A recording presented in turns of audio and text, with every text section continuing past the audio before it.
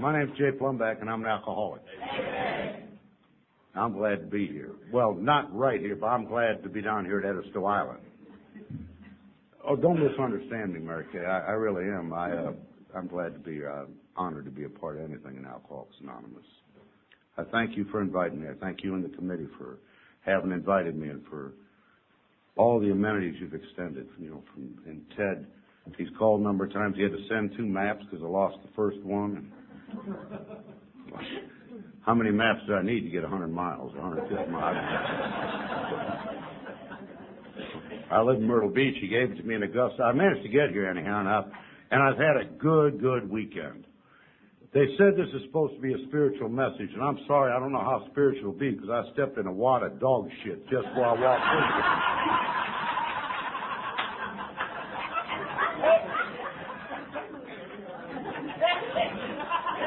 And I've been trying to scrape my shoes while I'm sitting in that chair.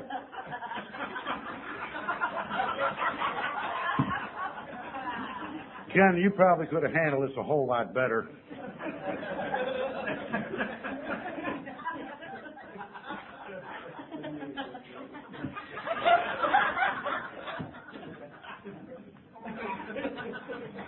When I said I'm Jay and I'm an alcoholic, that's the whole package. For a lot of years I didn't know what I was, and I didn't like who I was. Through good sponsorship, following some simple directions, and because of a loving God, so I found through the program of Alcoholics Anonymous, I've been sober since March the 8th of 1974, and I will never be able to express to you how grateful I am for that. And I have fun in AA. I have a lot of fun. If I didn't have a lot of fun getting here, I thought it was fun. But it wasn't fun. I tell people, I said, I'm having fun. And I wound up getting in jail. And I said, I'm having fun. Well, that's the trouble with fun. It starts off as fun, winds up in jail. I didn't mean it that way. But no matter what was going on, I didn't want it to be bad. I wanted it to be fun because I remembered fun. And I know everybody that's an alcoholic of my nature has had fun. And the thing was, my mind would go back to fun every time and never went back to the trouble. And the doctor talks about it. Ken, when he talked last night, he mentioned the book, where we hide all the good information. If you don't have one, get one. But and if you get one, read one. It's just, there's some pictures in there. If you haven't found them, you probably ain't got the one I got, but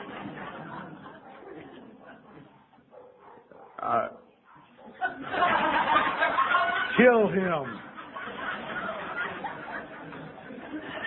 That's the one that done it, I'll tell you that.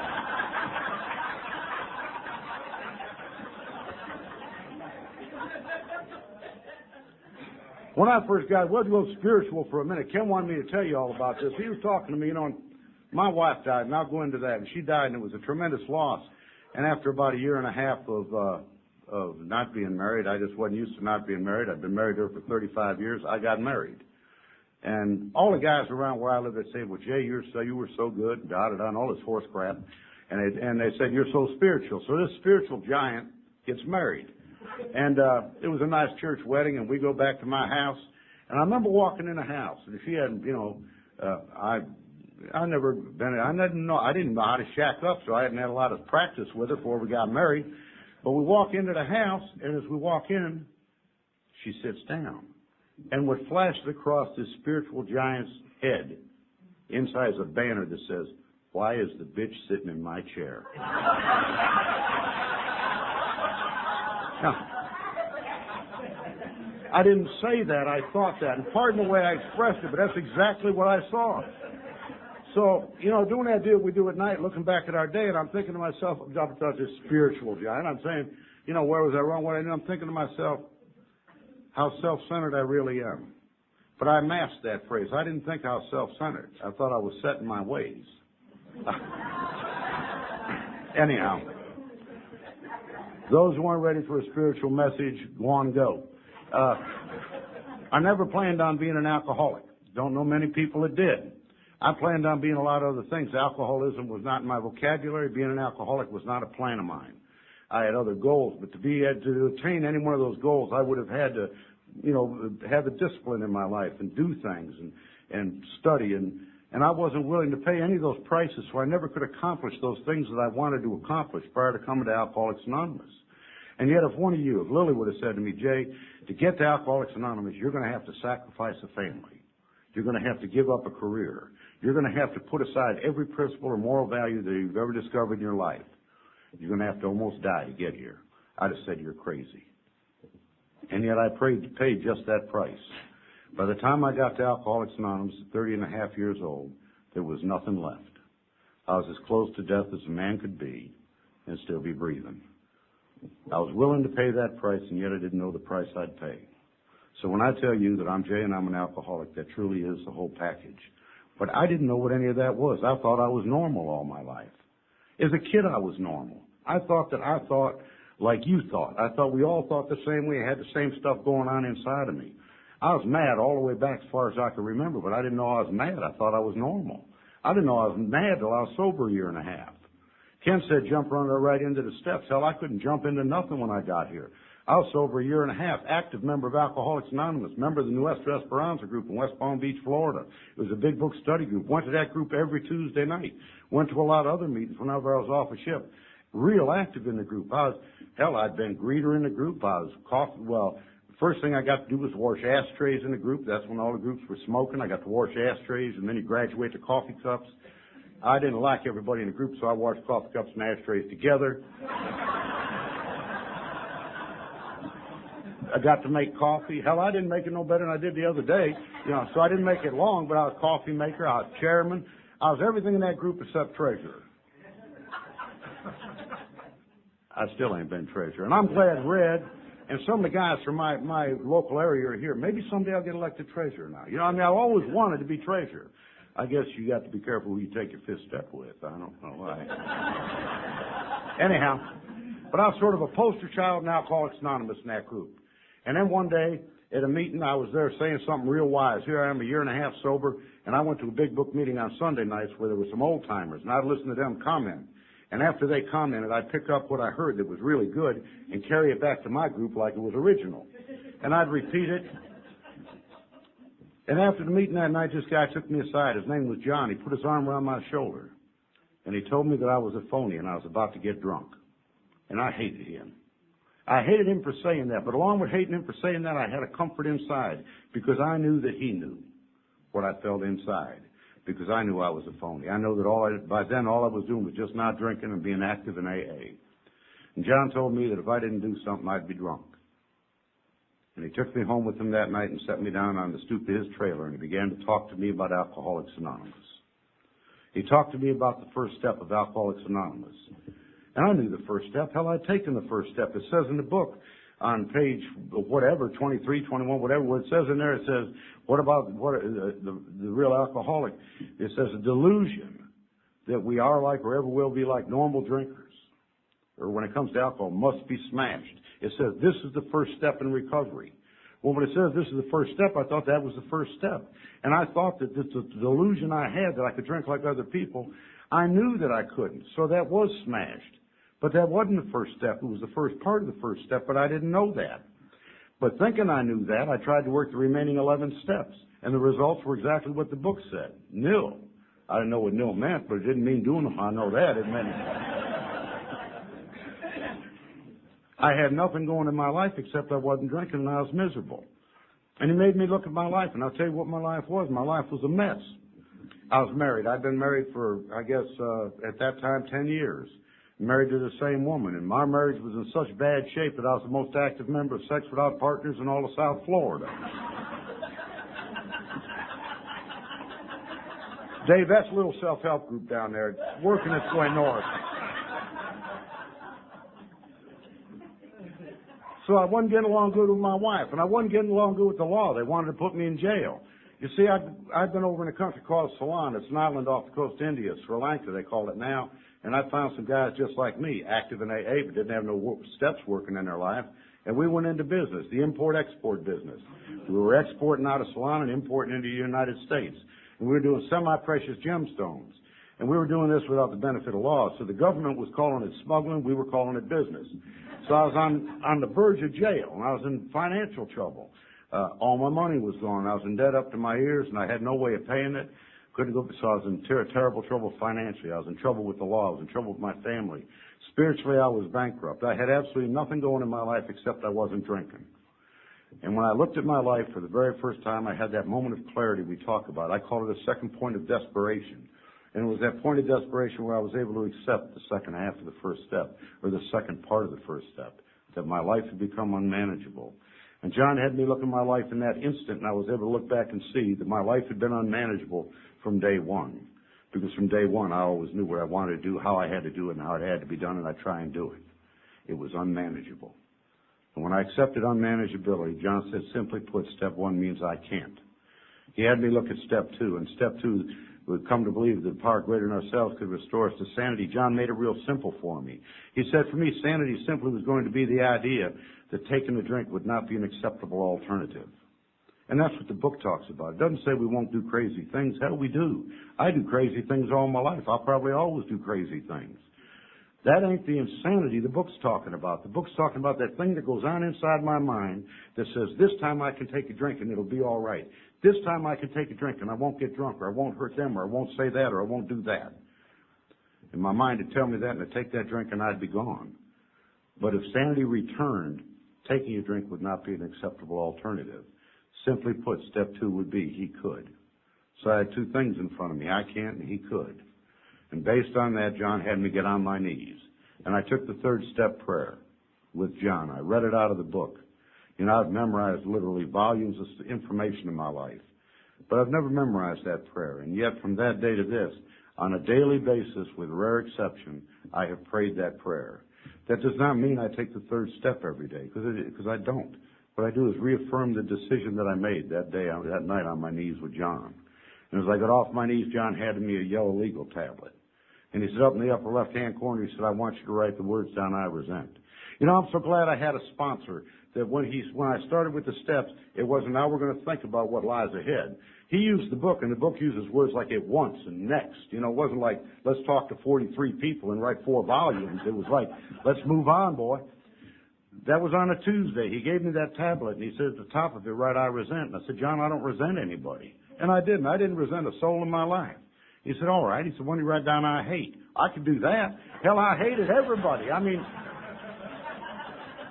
I didn't know that resent was just hate felt over and over again. But, you know, I could hate good, and I mean, I don't know if you could. I liked feeling hate. Hate was sort of like a warm blanket. When I feel hate real good and just think about what I was going to do to them for what they did to me, I get warm all over. I just feel good about it. I go to bed just, oh, God, I'm all... Well, when I put down I hate, I felt good. And he told me who to put down first. I put down the name Siraj. That was an Indian living in my house. I don't mean a Cherokee or a Navajo. I mean an Indian. He was that guy from Ceylon. They sent him over there to watch their money. And he's living in my house, and God, I hated him. He said, put down why you hate him, and I did. I hated him because they got my money. I hated him because he slept in the bed and my little boy was sleeping on the floor.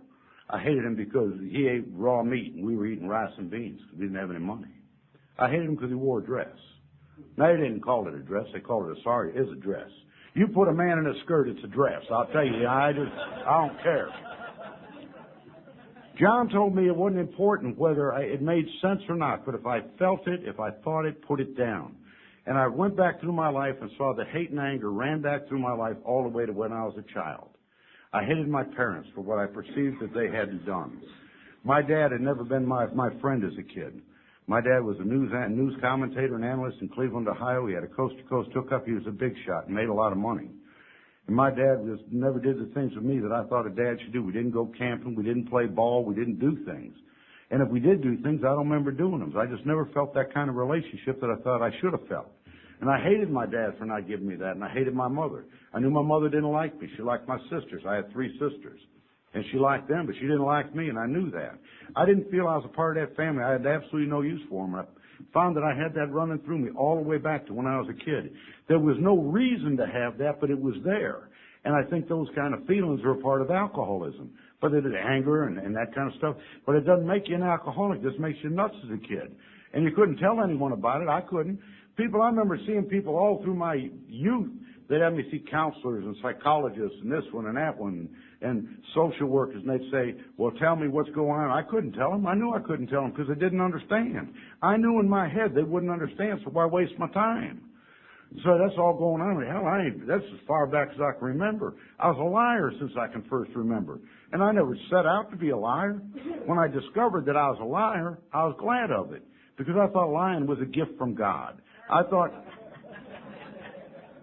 God gave us this thing that made us able to lie where we could believe it. You know, I think, who was it? I think it was Linda yesterday, and Lily mentioned it about how this not being able to tell the truth from false. You know, I was able to do that before I ever took a drink. And it just came natural. There wasn't no books out on how to do it, you know. It wasn't like a home study course. It just came. And lying like that set myself up for the lie that almost killed me. The lie that this time I can take a drink and it'll be different. This time I can take a drink and I won't hurt her, or I won't go there, or I won't do that. And I believed that lie, and I'd take that drink and it'd be worse than it was the last time I took it. But I had the lying going on before the drink, so I think that ability, that's a part of my alcoholism. Stealing. I was a thief as far back as I can remember. I didn't think I was a thief, but I was a thief. When you take something that ain't yours, you're a thief. I thought I was Robin Hood. I don't know. I mean, I might take something from Ted. I'd turn around and give it to Linda. And it wouldn't be the idea that I thought I was taking from him. I thought if I give it to her, she'd say I was a good guy, and she'd want me around. I never thought about the fact that he might have worked hard to earn the money to pay for whatever it was that I took. That never entered my mind. Nobody taught me that. It just came natural. And if I was talking to one of them counselors or social workers and told them that, they'd have probably told me that I was trying to buy someone's attention or affection, and I guess I was. But I didn't know that I was. It was just natural with me. So when I say I thought I was normal, that's what I thought normal was. Thinking like that and behaving like that long before I ever went to school, and I went off to the first grade. And we've heard talk here about Catholicism, parochial school. I went to one of them parochial schools. I remember our first grade teacher I had. Her name was Sister Lucy. God, I close my eyes, I can picture her. She was sort of early S&M. She was about this tall. She had a black thing that went from her head all the way down to her boots. She wore boots with heels on them. She had leather and chains hanging down the side, and they made noise when she walked. She's a scary sight. I have seen her later. My sister, a year younger than I am, is now a member of that order, and she's been a member for over 40 years, and I have seen Sister Lucy as she got older and older. She's just a loving, nice woman. But I didn't see it that way as a little kid going into the first grade. You know, and I was scared of her. And I remember what happened. You know, in the first grade, they called my parents in halfway through the first grade, and they wanted to have a discussion with them. And I thought it was over my behavior, but it wasn't, because I was standing outside eavesdropping, and this nun told my parents that it appeared as though I was a very gifted child, and that I'd be able to go anywhere or do anything. And at that point, my education stopped. You know, I hear people talk about going to college and going to high school and doing this. For me, none of that was going to happen, because all of a sudden I was so smart I couldn't learn anything. And I began getting in trouble. And I'm not going to go through all of it, but I got locked up about 2 years after that in the third grade. I got locked up for running away because I wanted to be out of this situation I was in. I thought things would be better. And behaving I was and running away I was wound up in front of the juvenile referee, and he sent me to an institution. And I was there for a short period of time, came out, and they sent me to another institution. And to make that story even shorter, I was to stay locked up for most of the next 9 years until I was 17 and a half years old. And I never wanted it to be that way. And I graduated from one to another so I was in reform school and reformatories. And I didn't want it to be that way. I wanted to be like the other kids that I'd see and be happy and have that kind of home. And it wasn't that way. It got worse. And at 13 years old, a miracle come into my life. At 13 years old, I made a conscious decision to drink. And I'm sure I'd had alcohol in me many times before then, because of the environment I grew up in. My dad was a drinker. My dad drank morning, noon, and night, 7 days a week. I never saw him drunk, never saw him slur his words or fall down. He always drank. My mom drank every night, 2 or 3 drinks to relax. They'd have family get-togethers, and when they get together, all uncles and aunts, everybody comes around, and us kids would get some of what the adults had. We'd get a little bit of what they had, and it was just normal. It was a part of it, and that was just, I don't remember specifics, but I know that it was there. And I guess that was my social drinking, because it meant nothing to me and did nothing for me. Hell, I was married to a social drinker. I was married to her 35 years. If I'd asked her any time during the marriage when she had her last drink, she couldn't have told me. If I asked her when she had any drink, she couldn't have told me. Or what it didn't do nothing for her, didn't do nothing to her. And that's social drinking. And that was me till 13. But at 13, I decided to drink. So I stole some money from my mother's purse, and since I knew I didn't look 21, you had to be 21 and a high to drink, I stole an eyebrow pencil, and I gave myself a beard and a mustache. I mean, just sort of dotted on a 5 o'clock shadow. Now, Al, I wasn't, I was 13 years old. I hadn't cultivated my first zit yet, for God's sakes, I can only imagine what it looked like. I'd love to have a picture of it. I headed down to the lower end of 25th Street, which was a Skid Row in Cleveland, Ohio.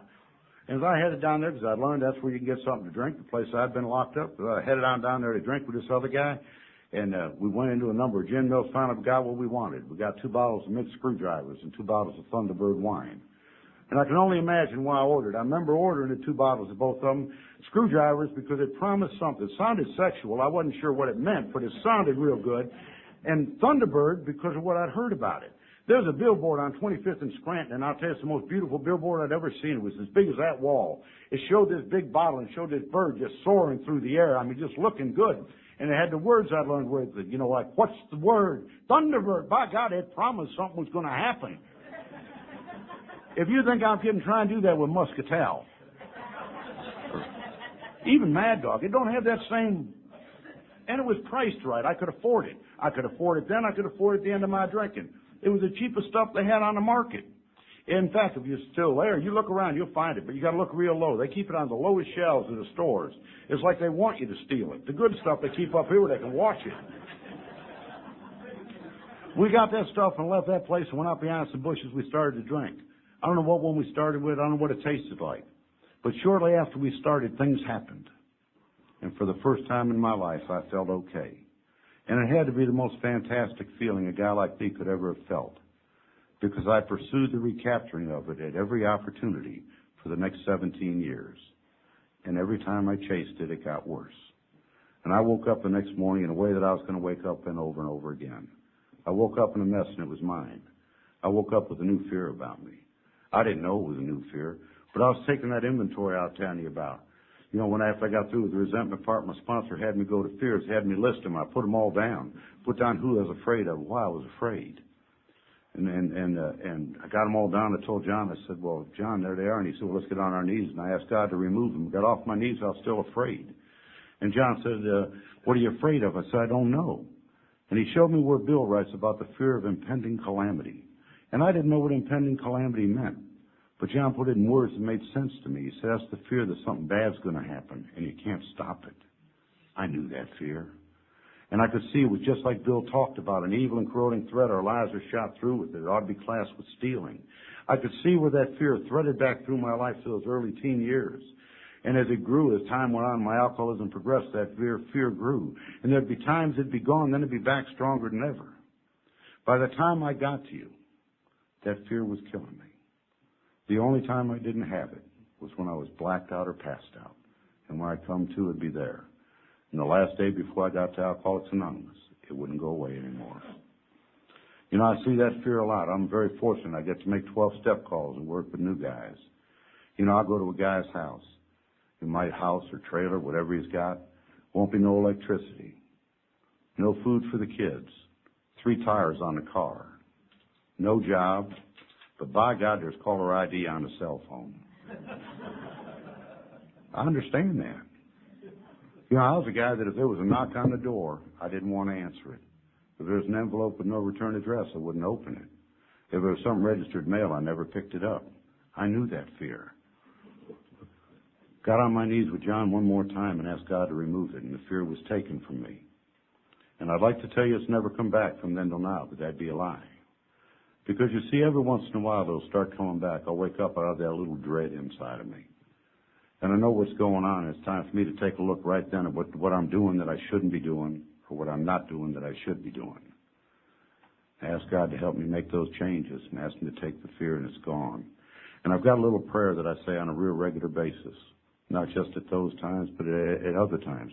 Ken was talking last night about living in the now. And this is a prayer I use for that. God, you take it, I can't handle it. God, you take it, I can't handle it. And if you have trouble going to sleep tonight, if you have trouble, just try it. Forget about counting sheep. Just start saying that over and over again. God, you take it, I can't handle it. And you'll be surprised. The next thing you know, you'll be waking up. Because when I give it to God, He takes it. And He took the fear that night. It was to be a few years before I drank again because I was locked up on an indefinite sentence. I went away to a reformatory, ran away from there when I was 17 and a half years old. I got a chance to get away and got away, went back down on a skid row and got signed into the Navy. My career in the Navy takes very little time to talk about. I was there less than 6 months. But it was an important decision going in. You see, I wanted things to be different. I wanted to be like the guy that I saw on the recruiting poster. So I went away. They needed to get my parents' signature, so I went back out and got them. And I wrote my parents a letter later and told them where I was. You know, they don't know who's signing when you go outside. But I wrote my parents and told them where I was. I was in the service, and they wrote me back. And they said they were proud of me, that I was making a positive move in my life. And they were going to come watch me graduate from boot camp.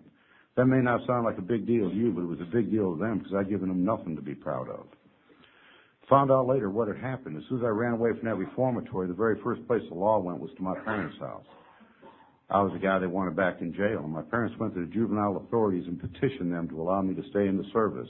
And back then, back in the late 50s, early 60s, they would let you go into the service instead of being in jail as a youthful offender. And the courts agreed to let me stay. And had I known my parents had gotten involved then, I wouldn't have been grateful and said thank you. I'll tell you what I'd have felt. I'd have thought inside of me, why don't you leave me alone, let it do it my way. Quit messing in my life. You see, no matter what was done to me, I thought it was done to me, not for me. I could never imagine anyone did anything to help me. They always did things to get involved and to mess up my life, not to help me. That's how my mind worked. But they came up and they watched this ceremony, this graduation ceremony. It wasn't much. They carried me into Chicago on a 12-hour pass. I remember going down to this restaurant with my mom and dad. And my dad, we walked in and my dad said, son, you're not legally old enough to drink, but if you can be in the service and you want a drink, I'll buy you one. What do you have? What an act of unconditional love. Really. I mean, you know, and in my mind, the thought went through it that now my dad and I will be drinking buddies. And I felt good about it. And I said, I'll have a beer. And he ordered me a beer. He ordered himself a cup of coffee and my mother a Coca-Cola. And I looked at him and said, what's the matter? Aren't you drinking? I never knew him not to drink. And my mother looked at me and she had that funny look in her eyes some of these women get, or guys. She said, no, your daddy doesn't drink anymore. He's a member of Alcoholics Anonymous. He's been sober for 3 months. I'll tell you about my dad. My dad got sober at a place called Rosary Hall in Cleveland, Ohio, back when Sister Ignatia run it. And my dad back then it was a 3 to 5 day drying out joint is all it was. And the only way you got in, your AA sponsor checked you in, and when you got out, your AA sponsor picked you up. And the only stuff you read in there was the big book, the 12 and 12 and the Grapevine. There was no TVs or radios. The only people that saw you was your sponsor and the people your sponsor put on a visiting list for you. My daddy was there for 5 days, and they told me later he lay in straps in the hallway. They wouldn't give him a room because he was in convulsions, and they thought he'd die. And he was only out of that for less than 3 months when he came to see this graduation deal.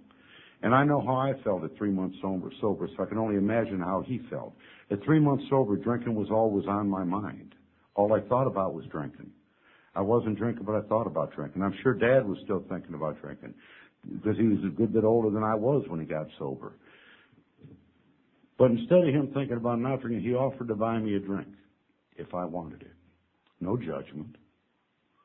And you would have thought I'd have seen that as love. But you know what I saw it as? I looked at my watch and I thought to myself, how soon can I be away from these people and meet my friends and drink? I knew the only reason he wasn't drinking was because he didn't love me. And I wanted to get away from him. And I met my friends and I drank. I woke up the next morning the same way I woke up the last time, but it was different now. Now I had the rules and regulations of service around me, and I don't like authority. I don't know many alcoholics that do. If I took a poll in here, there's a hell of a lot of unemployed, self-employed, or salesmen in here, I'll bet you that. Or retired, you know. I mean, we ain't big on authority. It's okay, you know, it's not a negative, but hell, I never did like it. I was in the service, and if you don't like authority, that's a bad place to be, am I right? I mean, it don't work real good. So my career in the service was very short-lived. 5 months or almost 6 months after I went in, I wound up in a room about half this side. It was the nut ward of the Naval Hospital in Pensacola, Florida. That's before they offered treatment for alcoholism. They didn't offer nothing. They called me before board officers, and they give me a paper. They said, if you sign this paper, we'll give you an honorable discharge. If you don't, we're going to court-martial you. That's an easy decision to make. I signed the paper. Asked them what it was. They said, it's a guarantee you'll never attempt to re-enlist in any of the armed forces as long as you live. That's 40-some years ago. I've lived up to it pretty good. I ain't going back.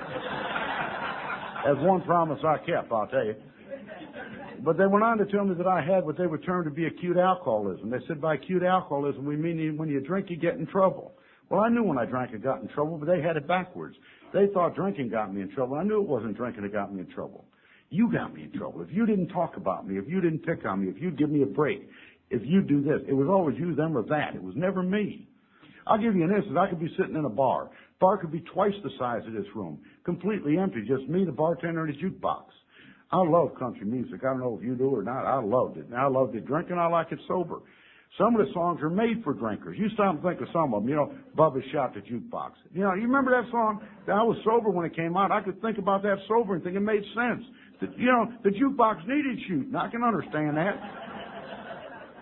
But I'd be sitting there thinking and drinking, and I'd look up, and there'd be two of them back in the corner, and they'd be talking about me. I was absolutely no bigger then than I am now. I was a little skinnier then, as a matter of fact, and I'd go over to straighten them out for talking about me. Hell, they didn't even know I was there, but my mind said they were talking about me. I was always a fighter, but I was always a loser. You know, I get in trouble. And I go back to the ship, sometimes with clothes on and sometimes with clothes off, and always in trouble. And I woke up that morning that way, and these guys told me, they said that if I quit drinking then I could have a good life, but if I continued, it wouldn't be long and I'd be chronic. This is the day before my 18th birthday, and they're telling me I could be a chronic alcoholic. Are they out of their minds? I ain't even had a date yet, for Christ's sake. Well, I wouldn't tell you if I had. You know where I was locked up, all male environment. You know, this ain't a fifth step.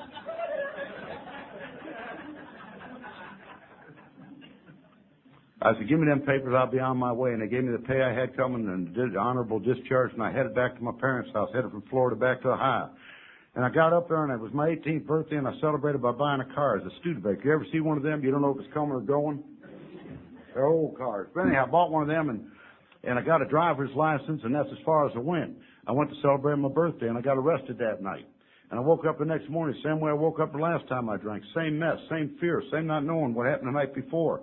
And it was different. I was in jail. It was the first time I'd been locked up in jail for that. And the cops come and got me in the morning, and they let me out. And they give me 8 traffic violations for hit, skip, and drunk driving, and driving with no insurance. They had all kinds of stuff. Only thing I'd done right is have a license, you know, and they took that away, and I was sober 2.5 years before I ever got it back again. Now, that was a long time. That was, 16 years from then before I got the license back. That didn't mean I quit driving. I kept driving. I just didn't have good licenses. That's for the age of computers and technology. I could go to California and get one, and go to Texas, and just, you lose that, you go somewhere, go to Oregon, get one, and you just keep getting them. It took them a long time to catch up with you, and I'd keep getting them taken away. One time I was driving an ambulance in Florida, in between ships, saving lives, and same deal, you know, drunk. I don't remember it. I mean, I think it was misrepresented, but I had learned. When I got that job, I learned that oxygen will help with a hangover. Now, we were trying to help this woman. The tanks were empty. We got rid of hangovers for too long, I reckon, but my driving career was not real good, in other words. But I got out of jail, and I went over to my mother's house. And as I walked in, because that's where they towed the car to, and my mother was really, it was bad. The only reason they let me out is because my mother was clerk of courts in that suburb of Cleveland. And I walked into the house, and she was sitting there crying. And my sister was with her, and I asked my sister, what's wrong? I'm thinking to myself, why is she crying? I'm the one who got out of jail. I ought to be crying. And my mother told me, she said, I'm so afraid. I said, what's that? She said, you make me so ashamed, the way you live and the way you behave. She said, since your father got sober, but then my father was sober like 6 months or 9 months. She said, since your father got sober, so I felt that I was blessed. She said, because I'm pregnant. And it's going to be a midlife baby for her. And she said, but right now I'm so afraid that this child will be born a boy that I'm praying that it'll self-abort or be born dead rather than be born a boy. How many times have I said in my life when people say you're destroying things, you're hurting people, I say you're crazy. The only guy I'm hurting is myself. I'm not hurting anybody but me. And I didn't feel what you just felt when I told you that. I tell you what I felt. I felt anger. How could she say that? And I left there and went on my way. I never stayed there again. And I went to sea. I joined the Merchant Marine. I had read some books about going to sea, and the Merchant Marine, it sounded like a very romantic way to go, make a lot of money, travel around. So I got on my first ship, and I went to Japan, went to the West Coast, got in the Union, went on a ship, went to Japan. And I remember going ashore in Japan, And when I got ashore, I took a drink, and it was 3 days later, a captain came and got me. And I don't know what happened between taking the drink and him coming to get me. But he got me out of jail in Japan, in Yokohama, Japan. He brought me back to the ship, and he put me in the official log, which means you're fired when they put you in there. And you dock 3 days' pay, and you're fired. And I was real concerned. And the guys told me, don't worry about that. We all get fired or quit. He said, what do you think they're going to do, make you walk home? I mean, it's like, it's not a big deal. And I did the math then. They told me about this. We got 300 ships under union agreement. Each ship's a separate entity. Each voyage, 3 or 4 months. Each ship's a different company, 3 or 4 months. I did it. I'd have to be 110 years old to run out of companies to work for. If I got fired from every one, and I was bound not to get fired from some. So I said, my job's secure. My employment will be secure. And I didn't worry about it. And I kept going to sea and getting in trouble, and things kept getting worse. And I wanted it to get better, and I put rules in my drinking, and the rules wouldn't work, so I changed the rules, and it kept getting worse. And I made a study one night, and I said, I observed the only people that are getting in trouble are guys like me. If I get married and have a family, things would get a lot better. Married people don't have these kind of difficulties. So I was sitting in a bar one day shopping for this wife, and she walked in. And all I ever did by then was go to sea and drink, and she walked in. She was just a little bitty old redhead. She sat down next to me, and by God, she was mad. I took one look at her, and there was a woman madder than I'd ever been. She sat down there, I said, can I buy you a drink? And the reason I was in that bar was there was another woman in there I'd been trying to put the move on, hadn't gotten nowhere with. It was a barmaid, and my wife's girlfriend was the daughter of the barmaid. So anyhow, I look over to her and said, can I buy you a drink? And she says, no, I don't drink. Well, hell, that was true love right there. I couldn't afford a drinker. I knew that. I just got off a ship, had all them $100 bills. I sort of smeared them out on the bar. I began to lie, and she started to listen. I found out why she was mad. She'd been married for a number of years to a guy who'd been very, very physically abusive. She had 2 children, one just a few months old at that time, or a little less than a year, and one 4 years old. She hated men, she hated life, and she hated anything to do with drinking. Now, there's a challenge. After a lengthy courtship, I proposed to her. We're Von here for you to talk to. She'd tell you it's about 10 minutes. I think it's a lot longer, 20 minutes or so anyhow.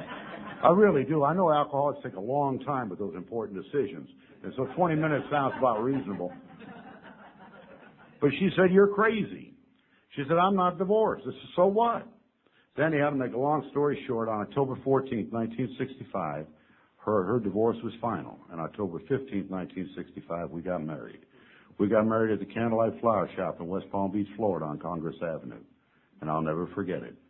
I remember as we got married, what I thought about, in my family, I don't know anyone that ever been divorced. When you got married, you just got married. I'm not judging or saying, I'm just saying that's what was in my head, how I understood life. You got married, you just stayed married. And I was getting married, going to stay married. Didn't mean, that was it. And these 2 kids, I wanted to be their dad. I wanted to be her husband. I wanted to be all the things this woman that she had never had. I wanted to give her security. I wanted to be a faithful husband. I wanted to give her financial security. And because I wanted to do it, I thought I could do it. The little boy hanging onto my leg, Ricky, he's looking up at me crying. He said, please be my daddy. Me never having a daddy growing up, never feeling this relationship with a dad, I was going to be his daddy. Holding little Kim in my arms. Kim was less than 2 years old. We got married. And I was going to be her daddy. And I could just picture her whole life with me as her daddy. Picture my whole life as this woman's husband. And the good husband I'd be. I thought because I wanted to do it, I could do it. I didn't know that lack of power was my dilemma. I thought that wanting was enough power. And we got married. And I was on an enforced period of sobriety because one of the conditions of getting married was that I wouldn't drink. So I didn't drink until we got married. But we got married and we went over to her aunt's house. They had a little reception for us. It wasn't much. It was just a little reception. Walked in. They had a big thing of punch. I hate punch. But they had punch and they had toasters and stuff. And they gave me a glass of that punch. And I remember taking a drink of it. And I remember spitting it out. There wasn't no liquor in it. The only time you can ever drink punch is there's so much vodka you don't know it's punch. And I've been to weddings. Now, I didn't know the people getting married, but I've been to a lot of weddings. And you go to weddings, you go to a big city, and you go to Polish or Italian wedding, maybe Irish. I'll have to check with Ken on that. But you go where there's a big crowd there, and if you wear a nice suit and don't throw up or start making any trouble, you can drink for a long time. As soon as you puke once, you're out of there, believe me. But I'm at my wedding to celebrate, and there's no one drinking, and I was mad. And I grabbed my new wife, same woman I'm going to be a good husband to, and took her out of there. We got in an old car, headed down to Miami for a 2-day honeymoon. And I wanted to drink, and I stopped at a liquor store and got a bottle, and I started drinking. And she wouldn't celebrate with me, so I picked a guy up on the side of the road. He was just a bum. We passed the bottle back and forth across my new wife. And I woke up the next morning the same way I woke up whenever I drank by then, not remembering what happened the night before. Had that fear going on inside of me. Didn't know what I'd done, what I'd said, and her laying next to me, crying. And everyone in here knows the kind of tears I'm describing. I don't mean the stuff that runs out of your eyes. I'm talking about that deep down in the chest racking, that when you hear the person crying, you hurt as badly as the one doing the crying. And that thing going on in my mind, how can I stop this? And I remember asking her, what's wrong? And I knew what was wrong. And her telling me. She said, I've lived this way before, and I will not live this way again. And I took that vow. I said, I'm sorry, and I love you. And if you give me one more chance, I will never behave this way again. And she believed me. That was on October 16th, 1965. It was a lot of years until March the 8th of 1974. And I cannot take the time to take you day by day through the hell that was going to be for she and for I, for the 2 kids that came with the marriage, for the little boy, Jay, that was born in 1968. But it was a nightmare that got worse and worse. And I don't know how we stayed together. I can only guess. I went to sea, and I'd be gone for 3 months, 6 months, one time a year, be gone all over the world. And when I'd write her letters, I'd write her long, long love letters. Every day I'd write these letters, and I meant every word that I wrote in them. I'd tell her how things were going to be different, how I'd be different, things would be better. And I'd mail them off. Whenever the mail would go, she'd get stacks of them. They'd be numbered. And by the time I got home, she'd had all those letters and read them, and I'd get home, and she'd be there at the airport. And that's when you get near where the planes were. She'd be there with the kids, all 3 of the kids then, and 2 kids then, the 3 of them. They'd be waiting, and she'd have that smile on her face. Her husband was home, and everything was great until I get close enough to her where she could smell me, because I'd be drunk. And the hope would go out of her eyes as though you threw ice water on her. And it got worse. In 1973, I got blackballed out of the U.S. Merchant Marine for chronic alcoholism. They labeled me a performer, and that's just an acronym they use. It means you don't perform. They threw me out of the Union and threw me off the ships. On March the 7th of 1974, I found myself knocking on a man's back door 1,200 miles away from where we lived. And when he answered the door, the first words out of my mouth were, I think I have a problem drinking. I have no idea where that came from, because I hadn't asked for help. I hadn't done anything. I just said, I think I have a problem drinking. I hadn't drawn a sober breath in I don't know how long. And that man laughed. Ken mentioned laughter last night and about those endorphins. I'll tell you what, laughter is healthy. I love laughter. I remember his laugh. It wasn't a laugh of meanness. It was a laugh of love. He said, come on in. He took me into his house. He sat me down on a sofa in his study. And he reached into his desk and he brought out a copy of our book, Alcoholics Anonymous. The same book that was given to that young man last night with the 1-day sobriety. He gave me that book and he had me open it up. And on a flyleaf there were some words written. And he said, read them, and I did, and it said, if you want what we have and are willing to go to any length to get it, God will help. And there was some jots, and it was signed, Love, Dad. My dad had bought that book many years before as I was going down this road. And he put it aside, and I'm so glad my dad hadn't heard the words that are sort of catchwords today, like intervention. He had talked to you about it. He'd come to you, and he'd say, what can we do about my son? And you people told him, leave me alone. You said, don't get in his way. Don't say anything, because he's never listened to you before. Why would he listen to you now? And I'm glad that you told him that, because had he interfered before I was ready to ask for help, I might not have had nowhere to go. You see, I had all the intervention I ever needed in my life. I've been locked up more times than I want to count. I've been thrown out of her house. I've been thrown off jobs. That's intervention. It didn't mean a damn thing. It was only when something happened inside of here where I said something's wrong that I was able to say, I think I have a problem drinking. And then my dad didn't give me the message. What my dad did was, he said, come with me. He said, we'll go to a meeting tonight, and I'll introduce you to some people. He was going to take me to the message. But I said, no, I'm drunk. He said, that's all right. He tried to talk me into going, but I wouldn't go. And so he wrote down 2 numbers on a piece of paper, and he said, tomorrow morning, he said, when you wake up, if you wake up, if you live, he said, and you want to be sober more than you want to be drunk, call one of these numbers before you take a drink. And then meet me tomorrow night, and we'll go to a meeting. And I went out that night. I don't know where I went. I just know that I drank. And I know I woke up the next morning and there was a drink next to me. And because there was always a drink next to me then. There was always something there. I never went to bed without something next to me. And it was laying there next to me, and when I got up, I needed that drink and I wanted that drink. But as much as I wanted it and needed it, something was different. And that something different is the thing that we talk about here. The something different was that I didn't want it just a little bit more. We see that saying in our meetings room, but for the grace of God. Grace comes from a Latin word that means gift. And I believe God's unasked for gift to me that morning was that desire not to drink that was stronger than the desire to drink. And I believe that gift that was given to me was the same gift that was given to you. And was given to you with a responsibility that you do everything you can to keep it, or you lose it. That day I couldn't do much. I just didn't drink, and I was sick, and I wanted to drink. But she took me to the hospital. She, meaning my wife, she didn't have a name by then, but she took me to the hospital 6 o'clock in the morning. And they gave me a shot. And back then, it wasn't fancy drugs. It was vitamin B12. They said it'd work. I don't know what it did. As I remember, that needles was about that long and they were square. And there must be a spot on our left cheek that's tattooed because they seemed to hit it with unerring accuracy every day. But that nurse had plunged that in there and said, this will help. And, she rammed that bugger in there. And I don't know if B12 helped or not, but I didn't drink. And I got them every day for 2 weeks. And then after that, they told her to give me honey and orange juice. Now, they said honey and orange juice has the same physical stuff that alcohol does. It helped me withdraw. So we didn't get along good. She got K-Rose syrup and orange juice. Early March in Ohio, northern Ohio, K-Rose syrup and orange juice is about like road tar. It'll cut your throat going down, I'll tell you that. But she told me I'd just drink that stuff. And then they said whenever I was irritable or angry, give me some candy. That'd help withdraw. She got sour balls.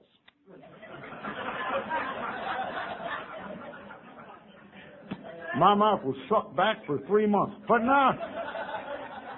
the candy works. The deal is you work with a newcomer, get them candy. But get them chocolate, caramel or something. Get them, Love and tolerance of others is our code. She hadn't read that. But anyhow, I met my dad that night. I met him at 7 o'clock. We went to a meeting. It was a meeting like this with people like you. We come in the back door, and there's this guy standing there, had a Levi coat on, a baseball cap, and it was a snowy night. I remember walking in, and this guy stuck his hand out and grabbed mine. And my dad said, that's Jimmy. He's your sponsor. My dad takes off, and I got this yo-yo hanging onto my hand. And I pray to God I never forget it. He said, my name's Jimmy, and I'm glad to meet you. There was just something about what he said in his handshake that I'll never forget. I just felt that I was supposed to feel it. His hand was firm, and it was warm, and it was dry. It was the hand of Alcoholics Anonymous. And I know what my hand was. My hand was wet, and it was cold, and it was scared. As he shook my hand and said he was glad to meet me, I just accepted it. And he began to do something nobody had ever done. He began to talk to me about his alcoholism. He didn't use that word. He talked to me about what happened when he drank. He talked to me what happened with his family, with his kids, what happened with his jobs, where his life was going, what had happened, and how bad it was. And as he was relating those things to me, I knew that he had lived the way I had lived. We had nothing in common. I never worked in a factory like he did or did the thing, but I knew he thought just like I thought. And then he told me something. He said, and I haven't had a drink. At that time it was 3 years. And then the meeting started, and some guy told his story like I'm telling mine. And I don't know what the guy said. It wasn't no dissertation on the steps or nothing. It was just his story. All I remember about that meeting is I laughed. Ken talked about laughter last night. And laughter is great, because you can't think when you laugh. And for a new guy, that's great. Well, for an old guy, that's great. But I remember laughing at that meeting. Whatever somebody said made me laugh. And that laughter attracted me back again. And then Jimmy talked to me about Alcoholics Anonymous. He told me, he said, Jay, how do you feel? And I told him I was scared and I was sick. And I had a lot of legal stuff happening then and a lot of other stuff. And he said, I understand. And here's a guy that's never thought that anyone could ever understand. When he said, I understand, it just rang true with me. I knew that he did. And then he said, I want to make you a promise. If you do 3 things on a daily basis, I guarantee you'll never have to come off another drunk. Will you do them? And I said, yeah, what are they? He said, number 1, he said, I want you, when you get up in the morning, you say, God, help me not take a drink today. Number 2, if you can, go to a meeting of Alcoholics Anonymous. He said, you may not be able to go some days. You'll be back at sea, but if you can, go. Number 3, when you go to bed at night, say, thank you, God, for a sober day. He said, can you do it? And I said, Jimmy, I can go to meetings, but I can't pray. He said, what do you mean? I said, well, I can't. I said, I told him how I was raised and told him I didn't really have a belief, didn't know what God was or wasn't. I didn't believe in nothing, really. And I was trying to be honest with him. I remember him laughing then, again, laughing. And he said, man, you don't have to believe. Just say the words. And that's what the book says. The book does not say you got to believe. The book says if you believe or are even willing to believe, you're on your way. And all Jimmy was doing was establishing willingness. And I began to do that. Every morning I'd get up and I felt like a phony and a hypocrite, and I didn't mean it. I thought about drinking. As I'm thinking about drinking, I'm saying, God, help me not drink today. And I go to bed at night, and there wasn't no question about going to a meeting because he was there and we went to a meeting. It wasn't like I had a pressing social calendar or anything. He just said, I'm picking you up. Back then they didn't say, what are you doing tomorrow? He just said, I'm picking you up. Well, he picked me up. We went to a meeting. By the time I realized I had a choice, I was screwed. I was in that rhythm, I was done. So, but he'd say, I'm picking you up. We went to a meeting and said, let's do another talk. They were all speaker talks. And we get down there and I go home and I'd say, thank you for a sober day. And I didn't mean it. I didn't mean it. I'd think, I wish I'd have been drunk today. But I'd say the words he told me to say. I remember the second day going to a meeting. And don't get nervous. I ain't going through 30 years of sobriety with you a day at a time. I'm going to tell you a couple of days. The second day, we're going to a meeting. And he looked over at me and he said, Jay, have you had a drink since last night? You know, it's the dumbest question he could ever ask me. He didn't drop me off till 2 in the morning. He called me at 6 for the shot. Checked at 8 to make sure I got home. Called at noon. Called at 4. Picked me up at 7. How could I drink? There was no time. But I didn't tell him that. I said, no. He said, man, that's fantastic. He said, do you know you just stayed sober the longest period of time you'll ever have to stay sober? I said, what do you mean? I thought he was nuts. What about Thanksgiving? He said, no, man. He said, one day. All we do this deal for is one day, and you did it. Now you use that experience for tomorrow. If you ever drink now, it's because you want to, not because you have to. He took away every excuse with that. He didn't say 90 and 20 or whatever the hell it is. He said today, that was it. Thank God for simplicity for a guy like me. 2 weeks into Alcoholics Anonymous, just before I go back to Florida, I remember Jimmy talking to me. We're on our way back from a meeting. And I said, Jimmy, I still don't believe in this God nonsense. I just don't believe in it. He said, that's okay. He said, but I'm going to ask you something. He said, tonight was the first time you've done anything in AA except drink coffee and the cookies. What was it? I said, well, I read the traditions. He said, before you read the traditions, what did you say? I said, I'm Jay and I'm an alcoholic. He said, you believe that? And I did. By then I accepted what the book said. I accepted what it said, where it says, what about the real alcoholic? He or she may or may not be a heavy drinker, may or may not be a daily drinker, but at some stage of his drinking career begins to lose control once he starts to drink. I fit that. I had that. I knew about the allergy. I knew if I took a drink I couldn't stop. I accepted that. And as I told him that, he said, hell, I knew you were, but I wanted to make sure you knew you were. He said, have you been doing what I told you to do every morning and every night? And I said, yeah. I said, I feel like a phony and I don't believe it, but I've been doing it. He said, that's great. He said, how long you been doing it? And I told him 13 days or 14, well, it was a long time, I'll tell you that, a day at a time. He said, man, that's fantastic. He said, when was the last time you've been this long without a drink? And an awareness came over me that I can only share with you. It was an awareness that there was a power in my life that today I call God, that had allowed me not to drink a day at a time for that unbelievably long period of time. God became a power. God no longer became a name or a thing. God became a power personal to me that did personal things for me, not to me. And He allowed me not to drink when I wanted to drink and needed to drink. And from that relationship, from the birth of that relationship, that really was born of my willingness to say words I didn't believe, that I didn't want. That's grown into a relationship that would take me 30 years to tell you about. And the journey has been absolutely fantastic. Yes, great things have come to pass. It's a different man standing here that came to Alcoholics Anonymous 30 years ago. The guy that came to Alcoholics Anonymous wanted to do things and couldn't do anything. Today, the guy that's standing before you can do absolutely nothing, but God can do it all. As a result of following your directions, things happened. John started the steps with me on a Tuesday. By Friday, I was making amends. Because Tuesday, we looked at the first 3 steps. Wednesday, I took an inventory. Thursday was the 5th step, 6 and 7. I did my 8th step on Friday, and I began to make amends. John believed in the book and moving along. You know, this crap about making it a 3-year seminar, I wasn't going to get it. I'd have been dead. I called my mother that weekend, the woman that I hated because she didn't want a son. We had no relationship. I really hated her. I didn't like her, never liked her, and I hated her. And I called my mother. And I said, "Hi, Mom, this is Jay." She said, "I know. Yes, I've been meaning to call you." And I said, "I'll call next week." That was all the conversation was, because there was nothing to say. But I began to call every Sunday, and I began to build a relationship, because John said, "Your mother did the best she could do. Isn't that right?" And I said, "Yeah."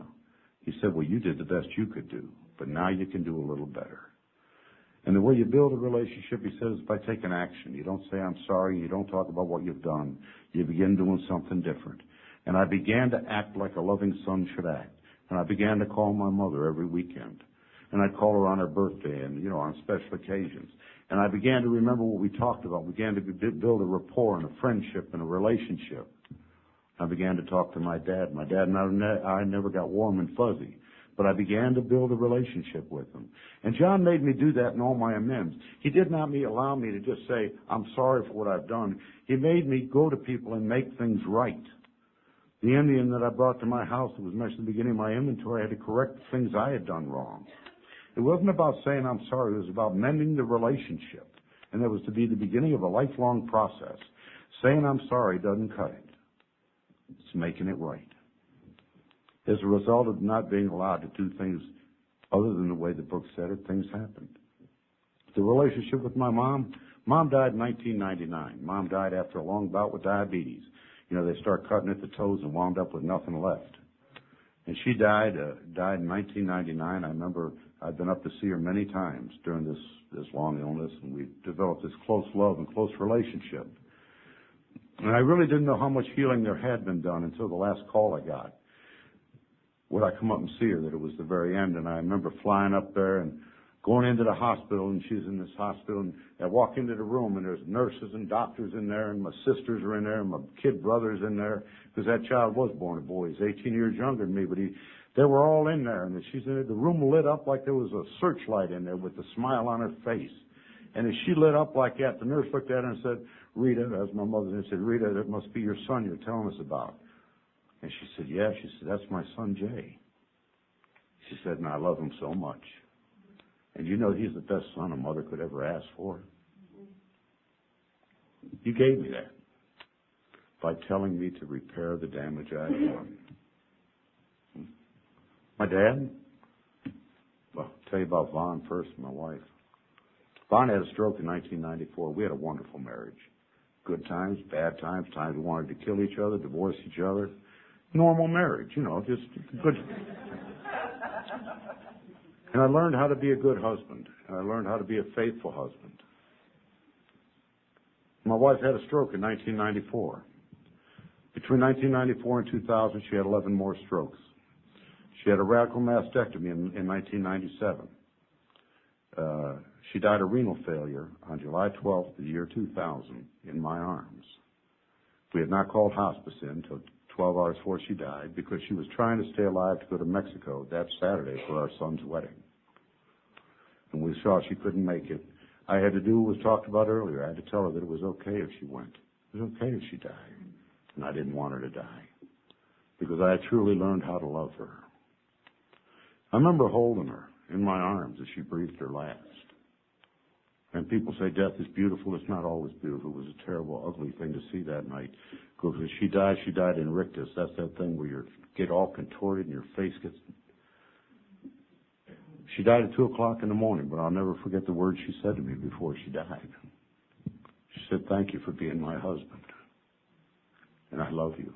She used to tell the girls that went to Al-Anon group, some of the guys from my area are here today, and they knew her, and she'd tell the girls in the Al-Anon group, She was afraid of dying, but she was afraid of me. She didn't want me to be alone.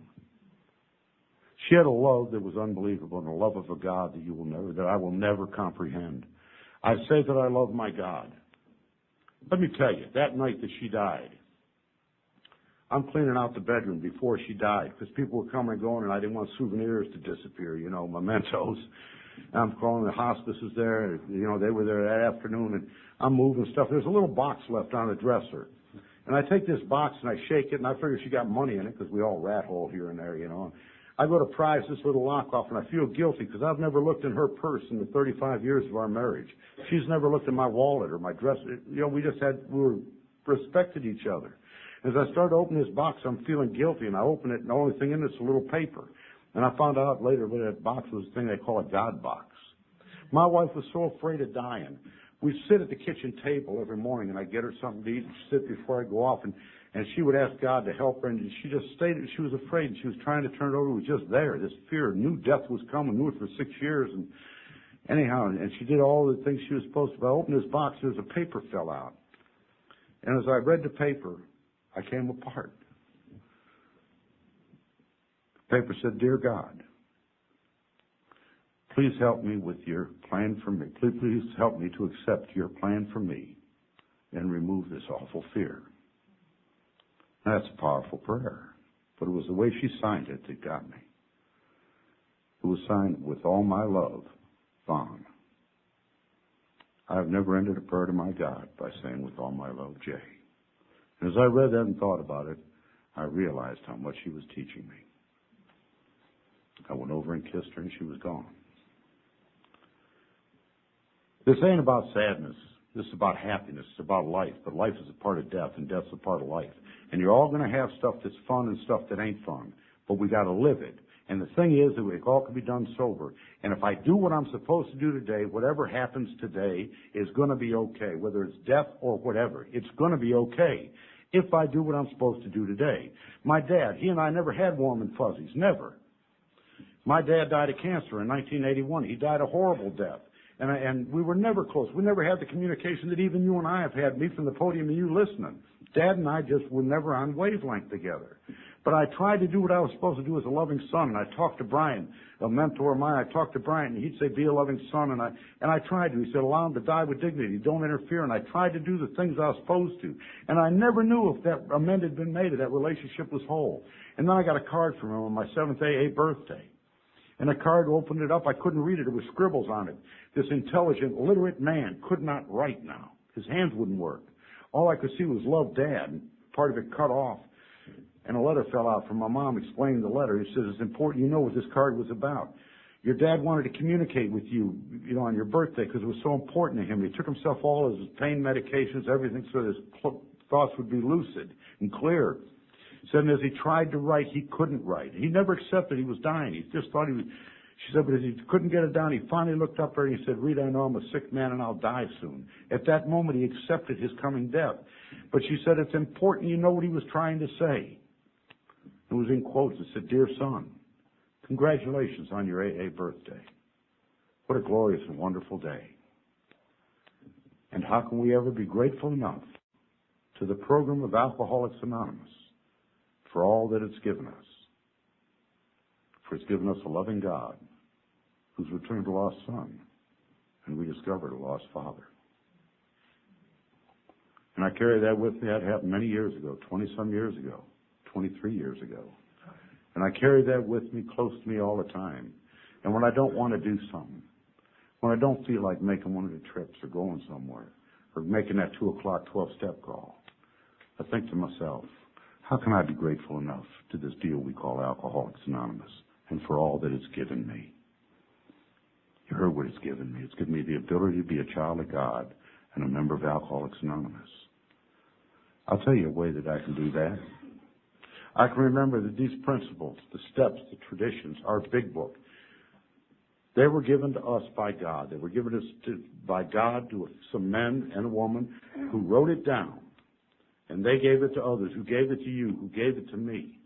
All of us in that chain charged with the same responsibility, that we don't do nothing to change it, Nothing to tweak it, nothing to make it better, nothing to improve it, but to leave it just exactly the way it was when we got it. So that there's a place for a drunk to go who's got nowhere else to go. I started by telling you I will never be able to express to you how grateful I am for all that you've given me. Thank you for my God and privilege of being a member of Alcoholics Anonymous.